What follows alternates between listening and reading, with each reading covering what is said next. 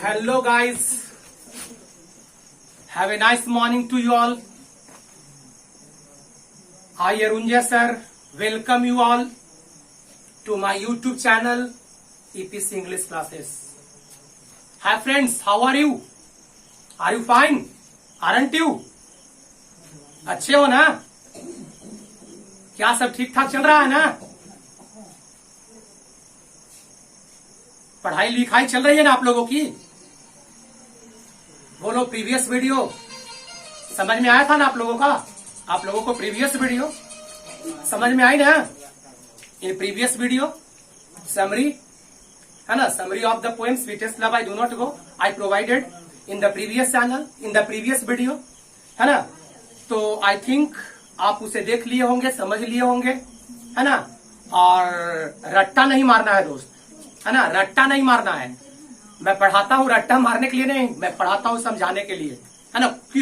किसी भी चीज को I always tell you in the classroom my dear friends, आपको रट्टा नहीं मारना है, याद नहीं करना है, रटना नहीं है।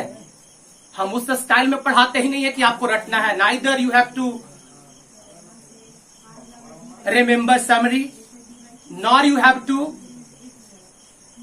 remember explanation, है ना? The way of my teaching, that is enough for you all to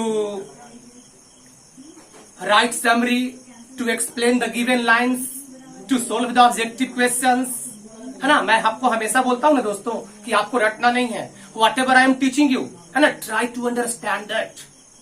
Whatever I teach you, whatever I am teaching you, try to get that in your mind, try to get that in your heart, है ना? Then you will do all things very well. मेरे students लोग summary रट्टा नहीं मारते हैं, मैं उस वे में नहीं पढ़ाता हूं कि मेरे स्टूडेंट्स समरी को याद करे, रट करके आए, है ना? मेरे स्टूडेंट्स ऑलरेडी समरी दिमाग में बैठा लेते हैं। मैं तो आपको स्टाइल बताता हूं लिखने का, क्या है ना? मैं तो हमेशा स्टाइल बताता हूं, किस स्टाइल में लिखना है। बस चैप्टर को समझ लेना है और चैप्टर को समझ करके, है ना, आपको बस अपने से लिख लेना है। Because I teach my students English not Hindi. मैं अपने छात्रों को इंग्लिश पढ़ाता हूं, हिंदी नहीं पढ़ाता हूं। My students have a skill, मेरे छात्रों में स्किल है। They do each and everything, they have stamina, they have skill, they have knowledge to write English, to speak English, to do everything in English. My students have knowledge. क्या दोस्तों सही बोल रहा हूं ना? अरे आपके पास नॉलेज है ना, आपके पास स्किल है ना, इतना तो मैंने आपको दे दिया है, इतना तो मैंने आपको प्रोवाइड कर दिया है। आपके पास स्किल है, आपके पास नॉलेज है, you will write everything in English. Okay, क्या सही बोल रहा हूं ना? समझ रहे हो ना मैं जो कुछ भी बोल रहा हूं, है ना? Because I am English teacher यार, I am teaching you English and I speak Hindi and I write Hindi, है ना? It's very same, बहुत ही लज्जा और शर्म की बात है कि teacher of English, write in Hindi, speak Hindi. What will you get? क्या मिलेगा आपको दोस्तों? कुछ मिलेगा, है ना? Means you are studying English, so my dear friends try to enhance your English skill. आप अंग्रेजी पढ़ रहे हो, अपने अंग्रेजी स्किल को विकसित करो, है ना? इंग्लिश लिखो, इंग्लिश बोलो, otherwise you will have a lot of problem in future. मैं हमेशा बोलता हूं, देख दोस्त, मैं अंग्रेजी क्यों बोलता हूं आप लोगों के सामने? Why I speak English, why I use maximum words in English in the classroom? Because I think that my students will get motivation. आपको प्रेरणा मिलेगी हमें देख करके। When you see that the teacher is speaking very fine English, using English, writing in English, speaking English, then you will get motivation. आपको motivation मिलेगा, आपको एक प्रेरणा मिलेगा दोस्तों, और उस प्रेरणा के माध्यम से you will also try to enhance your English. आप भी कोशिश करोगे अपने अंग्रेजी को एनहांस करने के लिए। क्या सही बात बोल रहा हूं ना? सही बात है ना? So my dear friends, try to enhance your English, try to understand English, try to write English, try to speak English, try to do each and everything in English, my dear friends. Okay, I am a teacher of English and I will write in Hindi. I will speak Hindi. I will not use in class even a single sentence of English. What is same for us? We are playing with the future of the students. Your future is getting dark, my dear friends. So, you get motivation and try to understand, try to write, try to speak English and try to do each and everything in English. Am I right? अरे right बोल रहा हूं ना? अरे क्योंकि तुम तो समझते हो यार, मेरे क्लास में आते हो, आप अंग्रेजी बहुत बेहतर तरीके से समझते हो, है ना? I have always tried my best in Jahanabad to uplift the level of English. When I came in Jahanabad, my dear friends, I found that English is taught in Hindi. What a shame! कितना शर्म की बात है, कितनी लज्जा की बात है कि English is taught in Hindi. And the students also demand, sir, please try to write in Hindi, sir. Please try to speak Hindi, sir. Then how will you get motivation? How will you get motivation to enhance your English skill? I have tried my best. I have done a lot to uplift the level of English at Jahanabad.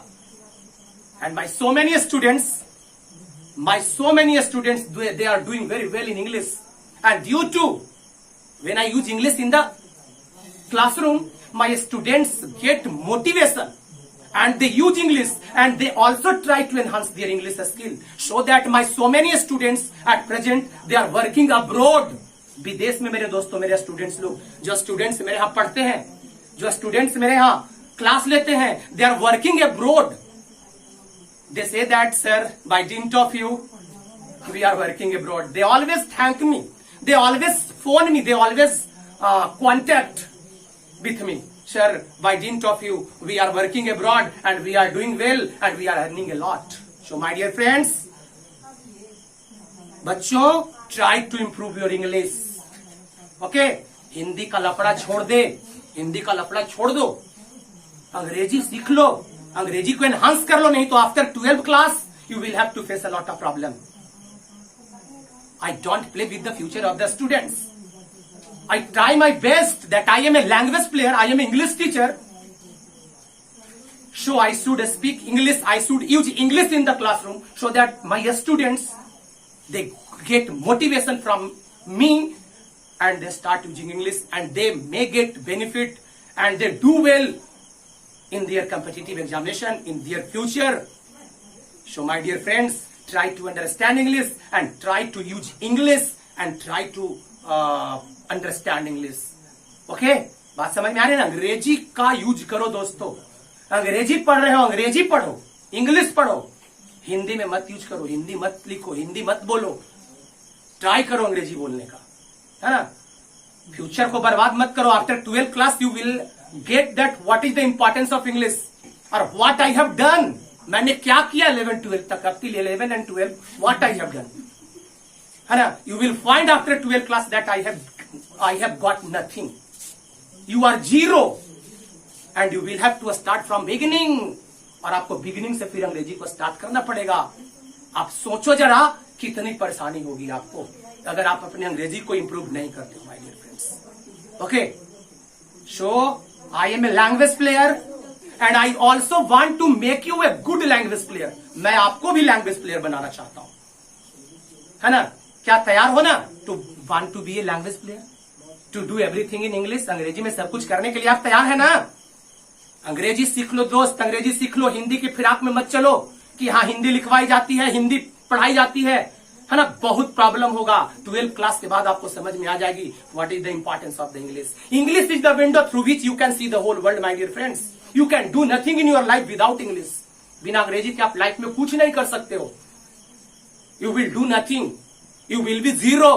After 12th class, you will have to face a lot of difficulty. The students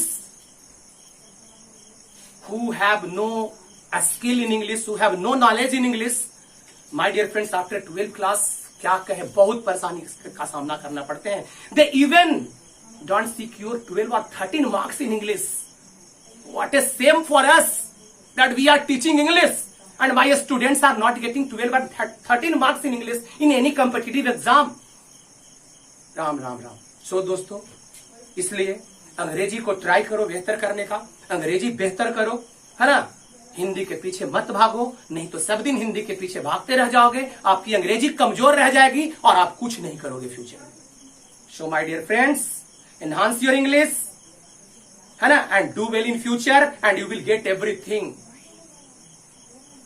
पता है ना, मेरे बहुत सारे छात्र after 12th class they get job because their English is well, their English is good, they are good at English, so they get job after 12th class and they are working abroad and in different parts of India due to their English skill।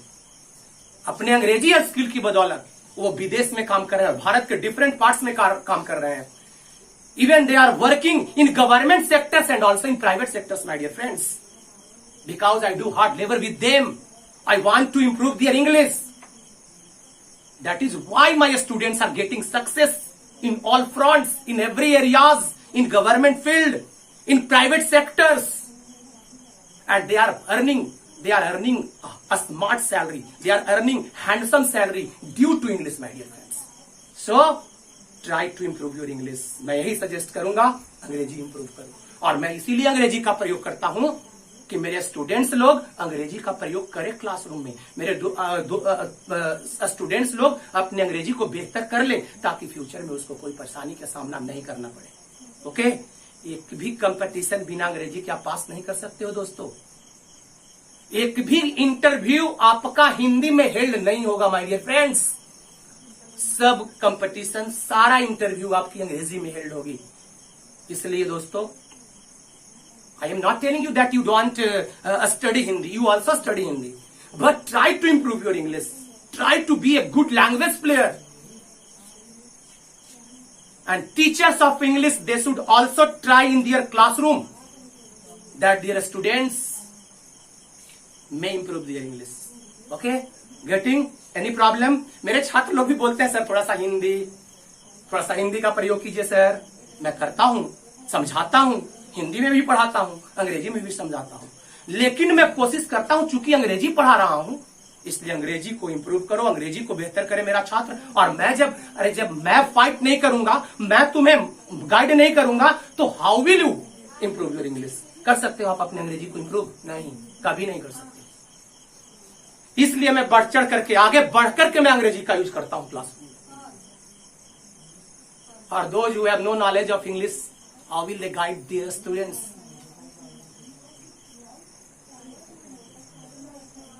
Even the guiders don't use English, then how will their students will use English? Okay, and their future will be very dark. Okay, I don't want to tell more about English. आप बहुत अच्छे तरीके से अंग्रेजी के बारे में जानते हो, ठीक है। तो इन आपके प्रीवियस वीडियो में मैंने आपको क्या पढ़ाया था? समरी ऑफ द पोएम, है ना। एक्सप्लेन करना तो आप लोग बहुत अच्छा तरीका से जानते हो, क्योंकि मैंने प्रोज 3 चैप्टर आपको प्रोज सेक्शन पढ़ाया। वो तीनों चैप्टर में मैंने बताया था ना कि अगर आपको समरी याद रहे, है ना, you will solve all problems. और ऐसा नहीं कि मेरे स्टूडेंट्स रट्टा मारते हैं, रट्टा जो लिखा दिया समरी वही रट्टा मार करके लिख लेते हैं। मेरे स्टूडेंट्स में स्किल है, मेरे स्टूडेंट्स में स्टेमिना है, वो they put their own language, they have word power, they have enough grammatical knowledge, that is why they put their own language and they answer in their own language, my dear friends, है ना। रट्टा नहीं लगाना है, कि summary याद कर लो, उसी को एक्सप्लेन कर दो, उसी को आंसर क्वेश्चन रख दो, बट, है ना। मेरे स्टूडेंट्स में स्टेमिना है, मेरे स्टूडेंट्स में स्किल है। मैं जो लिखाऊंगा, मेरे बहुत सारे स्टूडेंट्स मैं लिखाता हूं वो नहीं करते हैं, मैं लिखाता हूं नहीं, दे डू देयर ओन, वो अपना करते हैं। आप करते हो ना सर, हम अपने तरीका से समरी लिख सकते हैं sir, why not, you can, आप कर सकते हो, है ना। तो मेरे स्टूडेंट्स में स्टेमिना है, मेरे स्टूडेंट्स को रट्टा नहीं लगाना है, मेरे स्टूडेंट्स को थीम समझाना है, मेरे स्टूडेंट्स को कंसेप्ट देना है, मेरे स्टूडेंट्स को थ्योरी देना है, and my student will do each and everything. क्या सही बोल रहा हूं ना? अरे थ्योरी जान लो, कंसेप्ट जान लो, आप सब कुछ कर लोगे, है ना। मेरे स्टूडेंट्स में इतना पावर है, ऐसा मैं समझता हूं, इतना मुझे विश्वास है कि मैं पढ़ाता हूं, मैं इतना ना अंग्रेजी को इंप्रूव कर देता हूं क्लासरूम में कि मेरे स्टूडेंट्स अपने तरीका से आंसर क्वेश्चंस लिख लेते हैं, उनको रट्टा लगाने की आवश्यकता नहीं होती है, खुद एक्सप्लेन कर लेते हैं, खुद आंसर क्वेश्चन कर लेते हैं, खुद समरी कर लेते हैं। मैं तो कुछ लिखाता हूं, मेरे स्टूडेंट्स कुछ करते हैं, है ना। क्या सही बात है ना? तो भाई अच्छा से पढ़ो, अच्छी से अपनी अंग्रेजी को इंप्रूव करो, ठीक है ना। आपको मैंने समरी बताया था प्रीवियस क्लास में। आज मैं 4 नंबर का क्वेश्चन एक्सप्लेनेशन पे चल रहा हूं। क्या दोस्तों, एक्सप्लेनेशन जानते हो ना आप करना? अरे कोई नई चीज थोड़ी है तेरे लिए एक्सप्लेनेशन। रोज चैप्टर 3 पढ़ाए है ना, उसमें एक्सप्लेनेशन आप लोगों ने किया। पिछले क्लास में पोएम पढ़ाए, उसमें आपने एक्सप्लेनेशन किया। तो एक कंसेप्ट, एक वे, एक मेथड आप जान लो, एक्सप्लेन आपको आराम से हो जाएगा। आप तो करते ही हो क्या। तो आइए वंस अगेन एक बार फिर मैं एक्सप्लेनेशन पर चल रहा हूं। Sweetest love I do not गो। और लाइन्स पढ़े हो ना बाबू, किताब पढ़े हो ना। अरे ऐसा नहीं कि मैं किताब देखकर नहीं पढ़ाता हूं तो तुम किताब नहीं पढ़ोगे। मुझे किताब देखने की आवश्यकता नहीं है, आई हैव एक्सपीरियंस, है ना। मैं तो क्लासरूम में देखते हो ना दोस्त, मुझे किताब लेकर दिखाने की आवश्यकता नहीं है। मुझे किताब लेकर के लिखने और पढ़ने की जरूरत नहीं है इन the classroom, but you will. लेकिन आप करोगे, आप पढ़ोगे, आप क्लासरूम में जाकर के आप पढ़ने वीडियो को देखने के बाद आप हिंदी ये बुक पढ़ोगे, है ना। क्योंकि ये कविता भाई जो पढ़ाया sweetest love I do not गो, थोड़ा सा इसमें वर्ड जो ओल्ड इंग्लिश का किया गया था, that is why it is very tough. ये थोड़ा सा टफ है। आप पढ़े हैं ना, किताब को पढ़े थे ना मेरे पोएम पढ़ाने के बाद, जरूर पढ़िएगा। इवन पढ़ाने वाले भी इस पोएम में they have committed A number of errors during teaching. चलो ज्यादा बात नहीं करना चाहते हैं, ठीक है ना, ज्यादा बात करने की आवश्यकता नहीं है, ठीक है। तो चलते हैं हम एक्सप्लेनेशन पे। 4 marks, sweetest love I do not गो। बताए ना कैसे एक्सप्लेन करते हैं भाई। पहले वो कहां से लाइन आया है, किस कविता से आया है, कौन उसका पोएट है, किस तरह का पोएट है, पहले ये दे देंगे। और इसके बाद दिए गए लाइन का क्या भाव है, इसका क्या मतलब है। नहीं कि बस पोएम में लाइन लिखा हुआ है उसको लिख देंगे। भावार्थ हिंदी में जानते हो ना, भावार्थ कैसे लिखते हैं, इसका भाव लिखना है। इससे क्या मीनिंग निकलता है, इससे क्या अर्थ निकलता है, उस अर्थ को एक्सप्लेन करना है, उस अर्थ को हाईलाइट करना है, उस अर्थ को एक्सपोज करना है। नहीं कि कविता में जो लाइन दिया गया है बस उसी को लिख देना है, ठीक है ना। तो बताया है ना कि पहले इंट्रोडक्शन, फर्स्ट पैराग्राफ में इंट्रोडक्शन है, लाइन कहां से आई, है ना, एक्सप्लेन। 4 मार्क्स का आता है आपके परीक्षा में, कंफर्म है ना आप, बताया ना पीछे के क्लासेस में। तो आइए 4 मार्क्स का देखिए। एक लाइन आया है, एक कुछ पंक्तियां आई है आपका poem sweetest love I do not go से। व्हेन दाउ साइस्ट, दाउ को क्या पढ़ना है दोस्तों, दाउ को क्या पढ़ोगे, यू पढ़ोगे ना। दाउ क्या है, यू लिखा हुआ है, और ये साइस्ट लिखा हुआ है, इसको क्या पढ़ोगे, साई पढ़ोगे, right. When you sigh not wind, wind ने लिखा हुआ है लेकिन पढ़ना है विंड, ये जोड़ा हुआ एक्स्ट्रा ओल्ड मीनिंग है ना। But sigh my soul away, है ना, but sigh my soul away. When thou weepest, weepest लिखा हुआ है, पढ़ना क्या है, weep, unkindly, kind, my life blood doth decay. क्या दिमाग में है लाइन, बताया था ना।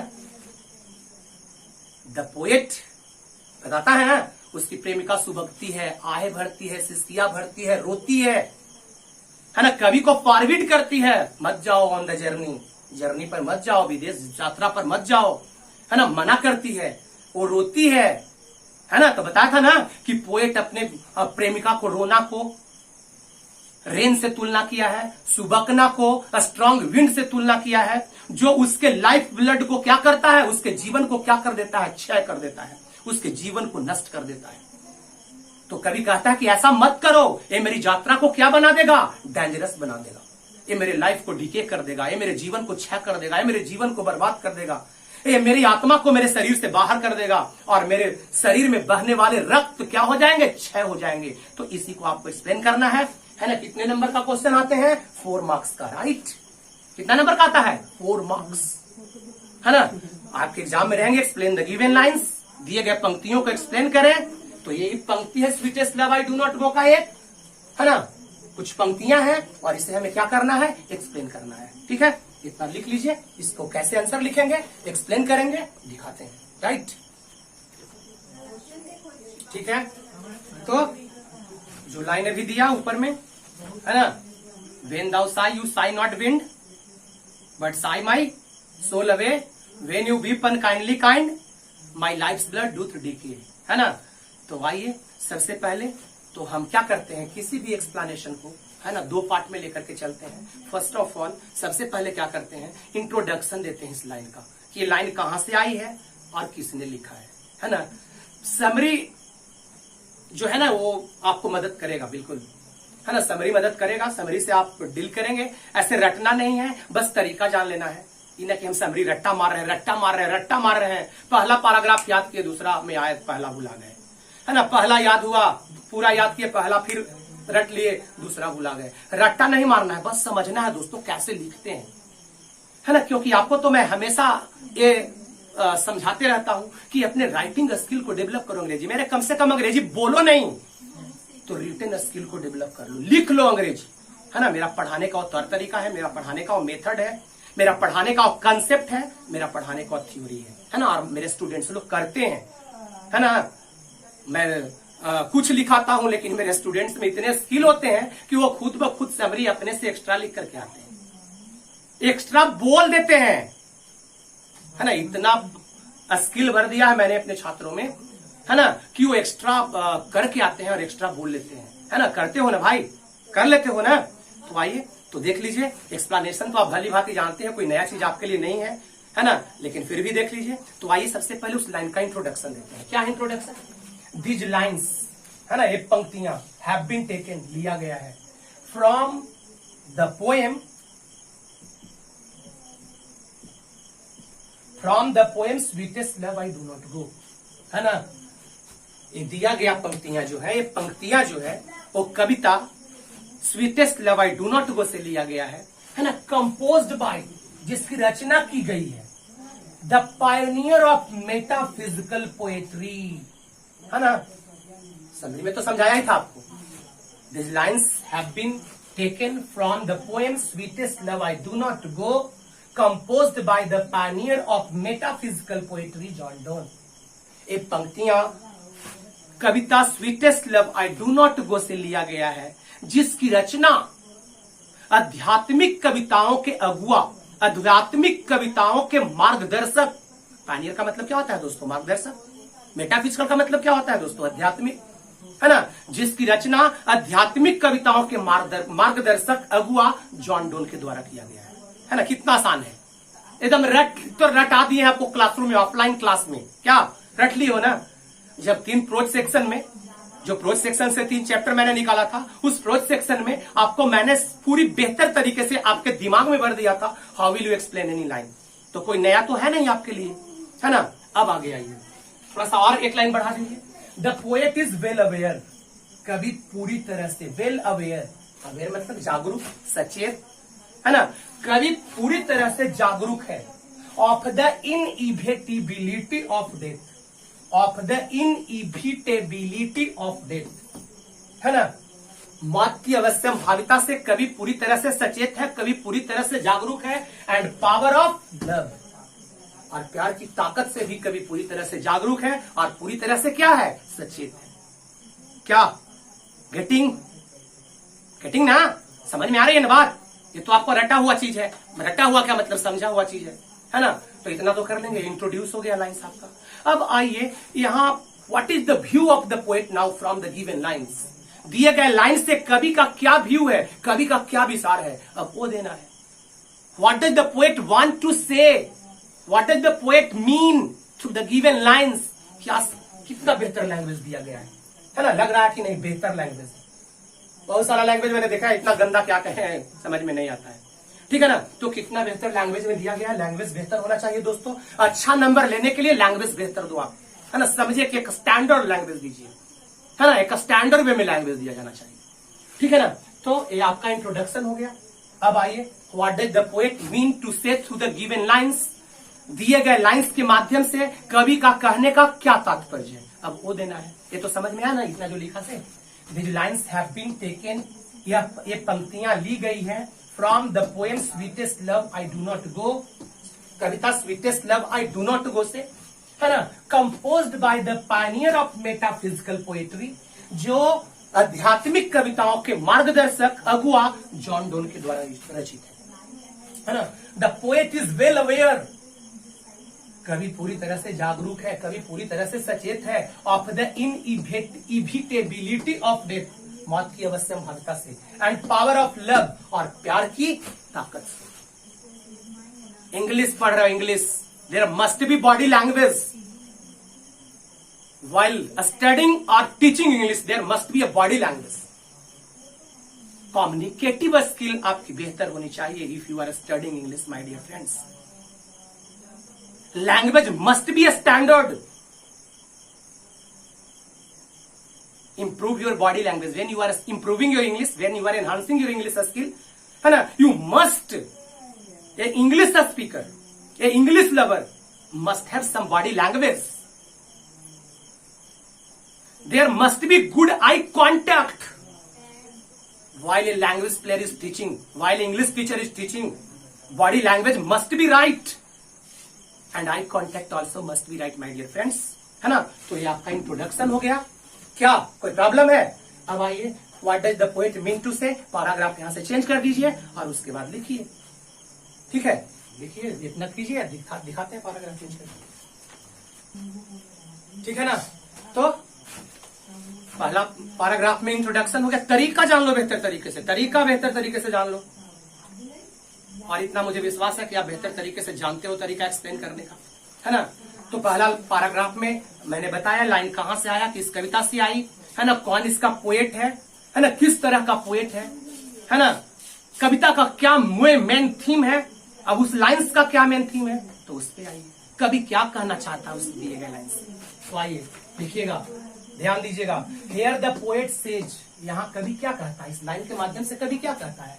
हियर द पोएट सेज, यहाँ कवि कहता है about the sorrow of separation, है ना, अपने प्रेमिका से क्या हो रहा है, अलग हो रहा है. उसके दुख के बारे में कवि इस पंक्ति के माध्यम से व्यक्त करता है.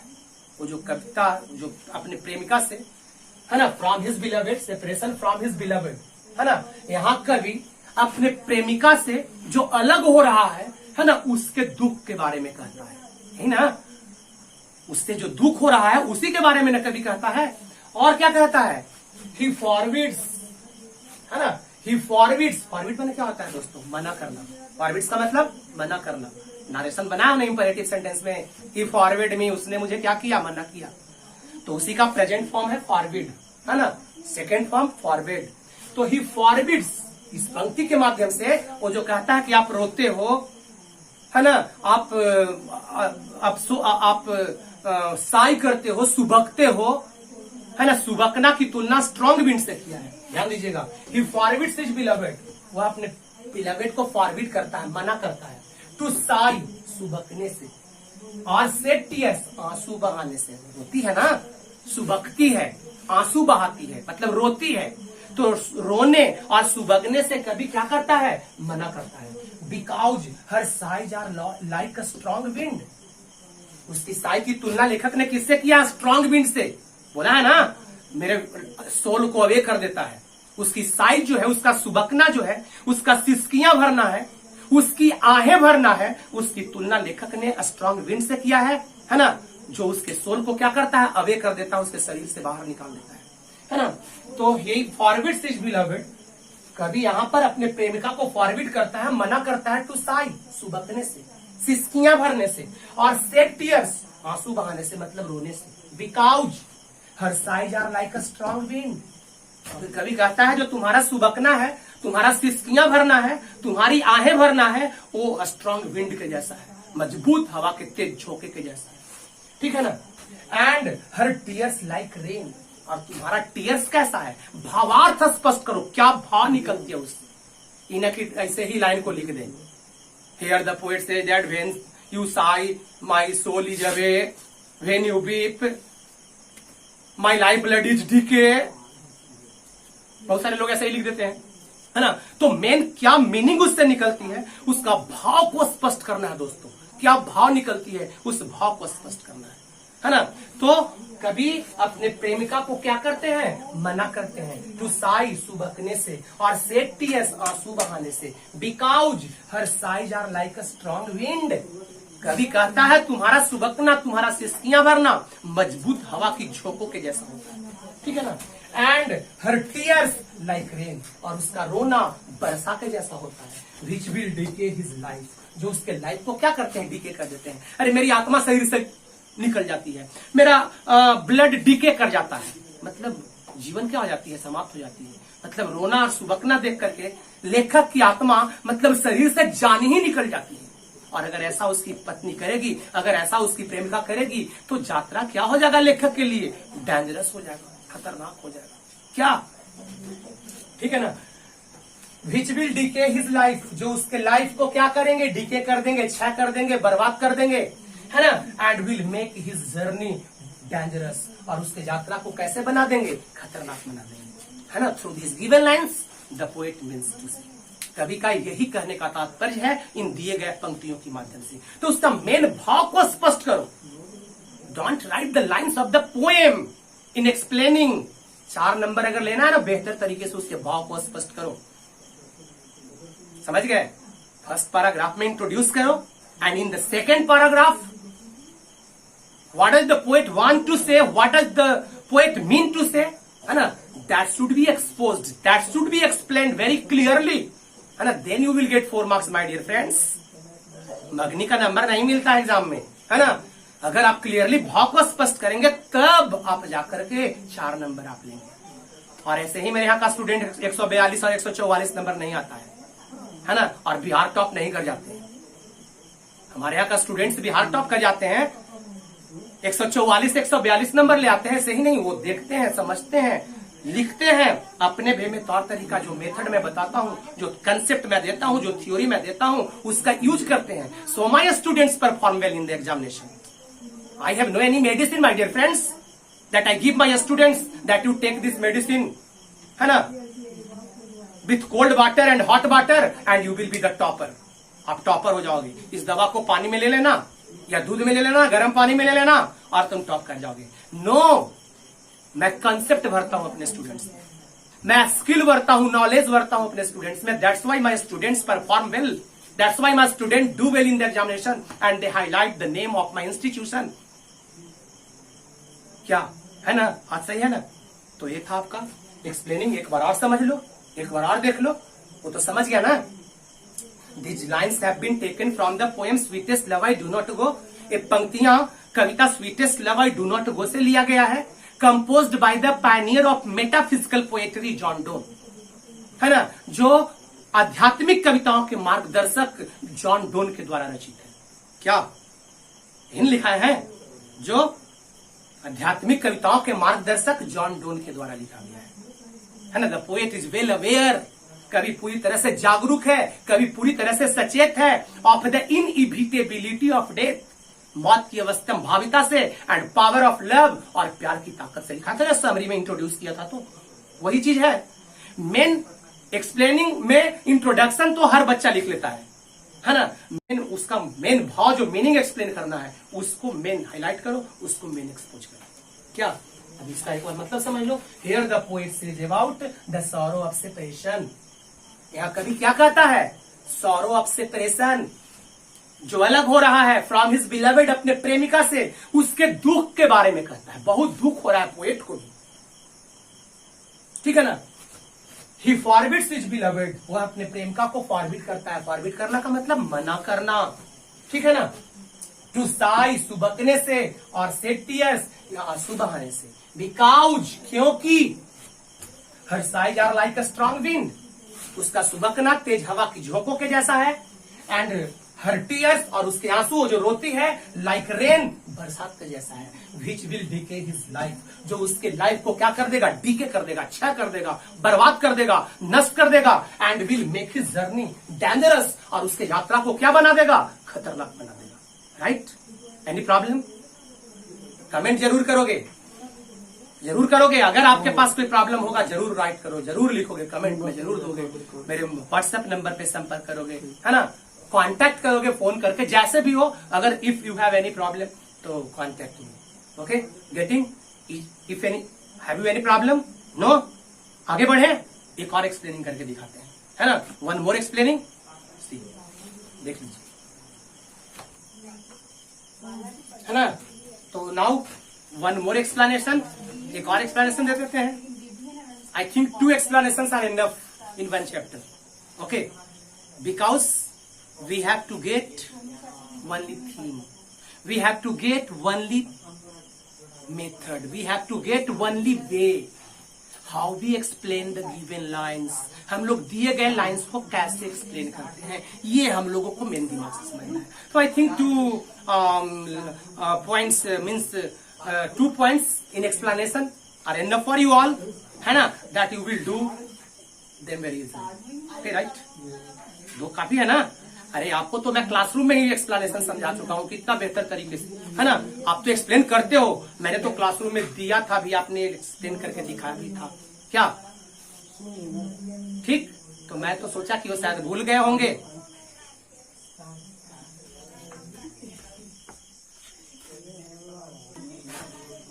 सॉरी फॉर डिस्टर्बेंस, है ना, कुछ टेक्निकल फॉल्ट हो गई थी, है ना, इसलिए भाई आइए।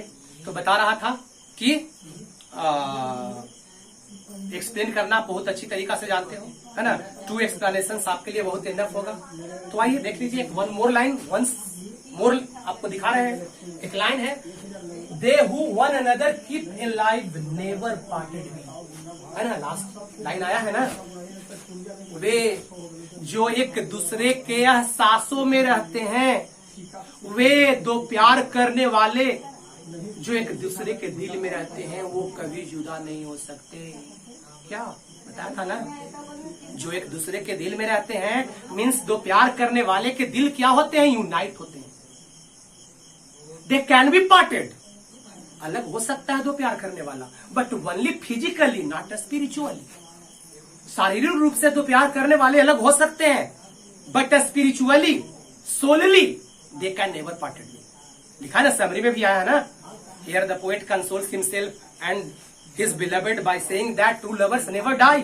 वास्तविक प्यार करने वाले कभी मरते नहीं हैं, है ना। तो वे जो एक दूसरे के एहसासों में रहते हैं, वे जो एक दूसरे के दिल में रहते हैं, है ना, वो जुदा तो हो सकते हैं, but only physically not solely and not spiritually. क्या राइट, इन एक्सप्लेन करना है। तो भाई लिखिए आंसर दीजिए। क्या दीजिएगा, पहले इंट्रोडक्शन, राइट, पहले इंट्रोडक्शन दीजिए। क्या, दिस गिवन लाइन्स, और लकीर के फकीर मत बनना, रट के जो लिखा हुआ है दम वही रट के जाना है। लकीर का फकीर नहीं बनना है कि हम रट के जाएंगे वही कर लेंगे, जी नहीं। आप अपने वे में लिखो दोस्त, आप अपने तौर तरीके से लिखो, है ना। आप अपने स्किल का यूज करो, आप अपने नॉलेज का यूज करो, रट करके मत जाओ कि ये रट जाना बाकी सब काम हो जाएगा, है ना। बस यूज करो, मेथड को यूज करो, कंसेप्ट को यूज करो, थ्योरी को, है ना। You will do very well everything. क्या, this given lines have been taken from the poem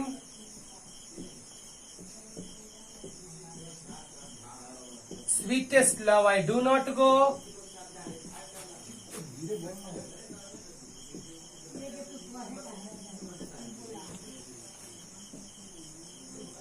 Sweetest Love I Do Not Go, composed by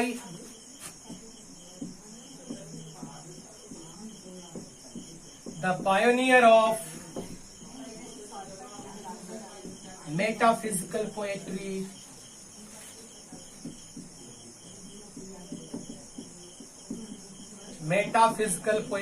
John Donne। क्या, एनी प्रॉब्लम? इतना तो कंफर्म, कोई प्रॉब्लम नहीं ना है। एक लाइन और जोड़ सकते हो, here the poet is well aware of the inevitability of death और द पावर ऑफ लव। छोड़ भी सकते हो, कोई प्रॉब्लम नहीं, इतना से भी हमारा काम चल जाएगा। This given lines have been taken from the poem sweetest love I do not go, composed by the pioneer of metaphysical poetry John Donne. Introduce कर दिया, है ना। कोई जरूरी है कि जो पहला में लिखे वही एकदम सेम टू सेम लकीर के फकीर बनना जरूरी है दोस्तों? क्या फ्रेंड्स, लकीर का फकीर बनना जरूरी है? जो उसमें लिखा इसमें लिखे? जी नहीं, छोड़ दीजिए उस लाइन को, इतना ही रहने दीजिए। अब आइए, what is the view of the poet through the given lines.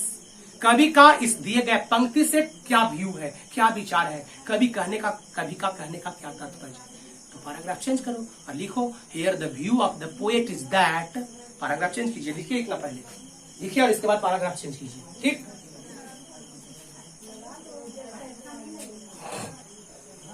ठीक है, तो आइए अब पैराग्राफ वहां से चेंज करना है। चेंज करने के बाद कवि का क्या व्यू है वो देख लीजिए इस पंक्ति के माध्यम से।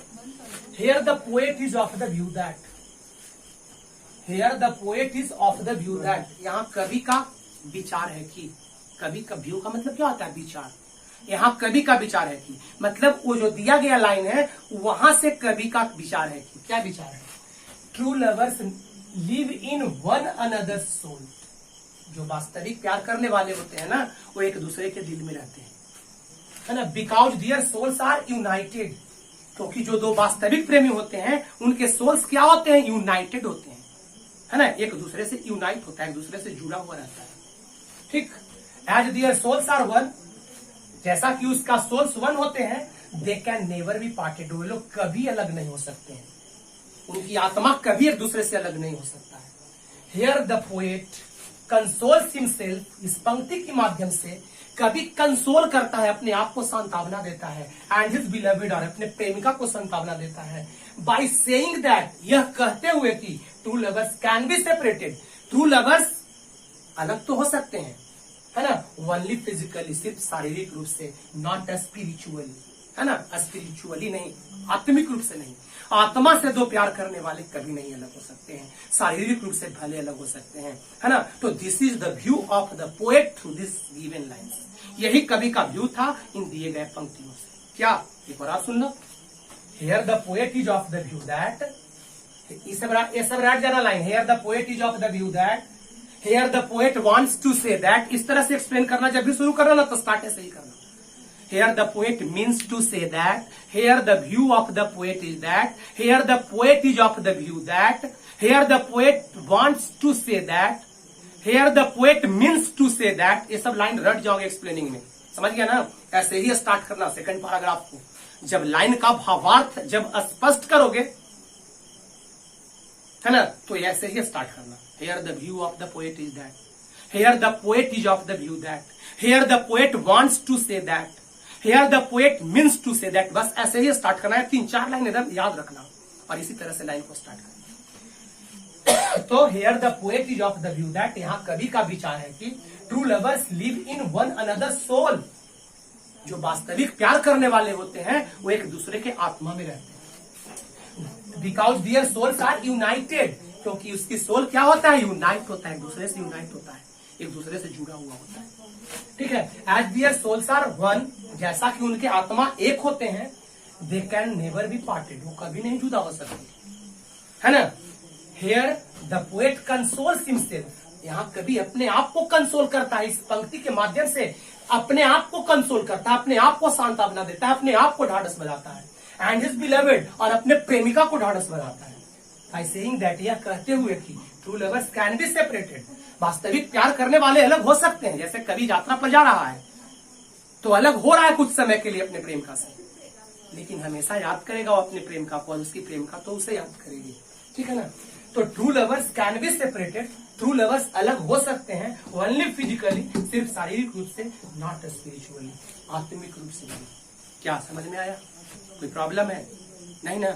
तो वंस मोर, एक बार फिर मैं आपको सलाह देता हूं, आप अपने अंग्रेजी को बेहतर कर लो, है ना, ताकि आप फिर 12 पास करने के बाद मेरा क्रिटिसाइज मत करना आफ्टर 12 क्लास।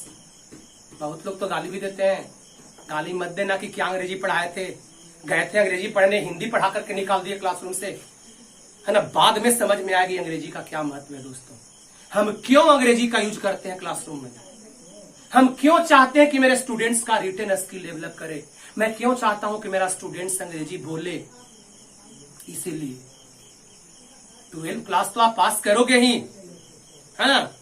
क्या फेथ है ना हम पे, पास क्या वो तो आप जानते ही हो। अभी बताया था ना कि इस बार बहुत सारे students, so many students 130 marks से ऊपर लाए हैं। दोस्तों, मैंने तो फेसबुक पर डाल दिया था कि मेरा इस साल का टॉपर 142 आया, उस पर कमेंट आया, कहां सर 142 नहीं, मेरा 144 आया है, ठीक है। और उसके बाद इतना सारा कमेंट आया मेरे फेसबुक पर कि मेरा 138 आया है, मेरा 139 आया है, मेरा 136 आया है। क्या कहूं, कितना खुश हुआ था उस समय, है ना। और मेरा तो ऐसा बोला हुआ है कि जो स्टूडेंट्स 130 नंबर से ज्यादा लाएगा अंग्रेजी पेपर में, वो आकर के मुझसे संपर्क करेगा। अभी लॉकडाउन में तो बहुत परेशानी, कोई तो मिला नहीं, है ना, हम उससे मिलने का प्रयास किए। लेकिन लॉकडाउन ब्रेक होगा तो जो स्टूडेंट्स मेरे यहाँ पास किए हैं 130 नंबर से ऊपर, ऐसे सारे लोग वेलकम है यार। You all students are welcome in my institution, है ना, क्योंकि आप ही की सपोर्ट मुझे ताकत देती है आगे बढ़ने का, मुझे ताकत देती है आगे चलने का और मुझे बेहतर करने का। All students are welcome in my institutions, but those students, particularly those students who have secured more than 130 marks, because I promised in the classroom, because those students who will secure more than 130 marks, है ना, they will contact me. I will give them some prizes. So after the lockdown, when our institutions will reopen, है ना, you all will come to my institution, है ना, और मैं आपको सम्मानित करूंगा, है ना। बहुत ही गर्व की बात है कि आप लोगों ने 130 नंबर, 150 में से 130 नंबर से ज्यादा बहुत सारे छात्रों ने लाया, और 120 तो कहना ही नहीं है दोस्तों। ये मेरा इसी का रिजल्ट है दोस्तों कि मैं अंग्रेजी का यूज करता हूँ क्लासरूम में। मैं अंग्रेजी को इंप्रूव करने का सलाह देता हूँ दोस्तों अपने क्लासरूम में अपने बच्चों को, और उसी का रिजल्ट मुझे बेहतर मिलता है। क्या तो आज का वीडियो में explanation. In the next video I will provide you objective questions of sweetest love I do not go, but some students have wrote comment that sir please provide the video of grammar, है ना। I will also provide the video of grammar because in time and tense I have provided one chapter, simple present tense, use of simple present tense. So first of all I will finish this chapter, sweetest love I do not go. I will provide some objectives in the next video, and after that video I will provide the chapter of grammar. I will provide the video of grammar, means the next chapter of time and tense, means use of present continuous tense. I will provide you in the next video, and once again I would like to suggest you improve your English, do hard labor, try to do well, brighten your future, and go ahead in your career, है ना। And one more thing please दोस्त, जो रोज आग्रह करता हूं कि मुझे support करो, subscribe my channel EPS English classes, है ना, like the videos and also share the videos more and more, so that not only पीसीएंस get benefit from my teaching, all students who are likely to enjoy my videos, who are likely to study my videos, they also watch my videos and they may get benefit and they understand the meaning of English. What is the meaning of English? Not what is the meaning of Hindi. Okay? ज्यादा नहीं कहना चाहूंगा, आज आपसे अलविदा लेता हूं, ठीक है ना। फिर मिलेंगे नेक्स्ट वीडियो में। Bye, see you soon.